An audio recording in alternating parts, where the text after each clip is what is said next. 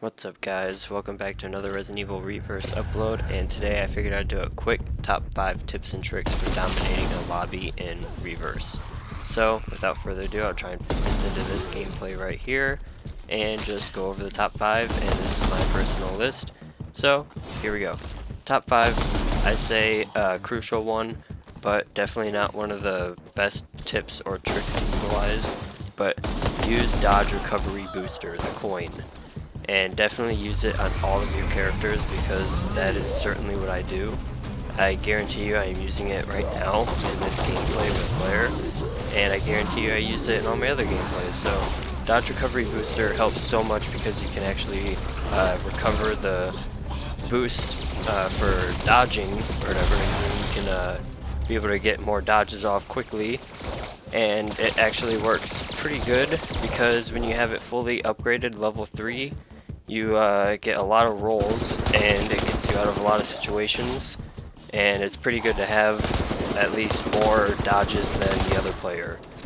Next one is a very simple one, but it is headshot your enemies more often, or at least try to, because you see me, I kind of just spray a lot, especially in situations like this, but I do definitely know that doing headshots does a lot more damage, not only on the humans but on the creatures as well.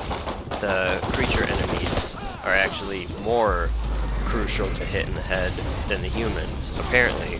According to the Reverse Wikipedia or whatnot, it says that the creatures take more damage if you shoot them in the head than the humans do if you shoot them in the head.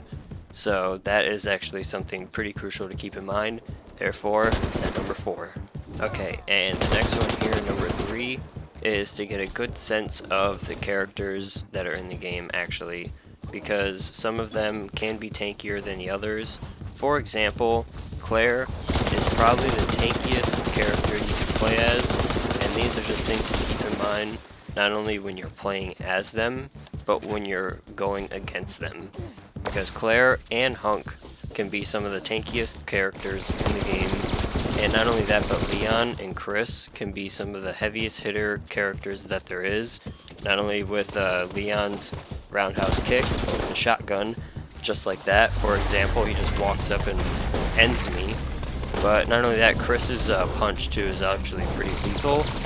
And for the rest of the characters, at least the important ones in my opinion, Ada and Jill have some of the best movement and just power weapons, but they do die quicker, or they can die easier. They have less health than the rest of the characters that I just mentioned, so that's something to keep in mind too in itself. And I don't really mess around with the Wolfhound Squad members too much, so I can't really say much about them. I know Umber Eyes is one of the better ones, Tundra is probably one of the worst ones, just in my opinion, but other than that, the characters I named, especially Claire and Hunk being the tankiest, are some of the best for actually getting a win.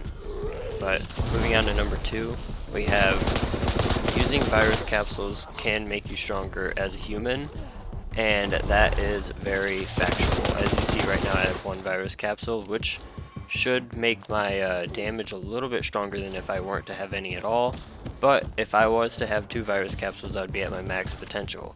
And not only is it good to have them because of doing more damage as a human, but of course when you die, you come back as a better creature. Just like how I'm coming back now as Jack Baker. If I would have had 2, could have came back as Nemesis or maybe even Mr. X. But that didn't happen, so we will move on to number 1. And number 1 here I got as probably the best tip or trick or whatever you want to say, is remembering players' playstyle and remembering players' MMR. That's honestly something, in just my opinion, that I do and that I've been doing for a while. Like, always do check the kill feed and always look at people's MMRs and always look at their build at the end of each game and what they're using. And I always kind of remember players' names, especially if they're a good one, and when I load into another game with them, I can realize that before going actually face first into them, that they don't mess around.